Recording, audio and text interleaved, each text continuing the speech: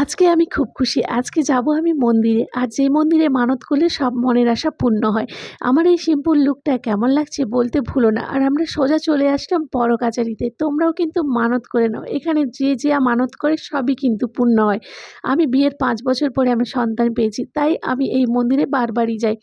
এখানে পুজো দেওয়ার পরে আমরা চলে আসলাম কাঁসা বাসন কিনতে। এই যে বড় ধুনুচিটা দেখছো, এই ধুনুচিটা আমি নিয়েছি ৳১৮০ দিয়ে।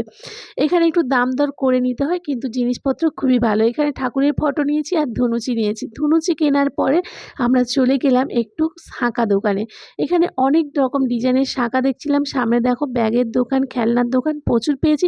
আর যেটা আকর্ষণীয় জিনিস সেটা দেখো, যারা মানত করে মেয়ে হয় তারা কিন্তু একদিকে মেয়ে আর একদিকে মা দুর্গা বা মা লক্ষ্মীকে কাঁধে করে এরকম বাঁকে করে নিয়ে আসে। আর যাদের ছেলে হয় তারা কিন্তু গোপাল দান করে।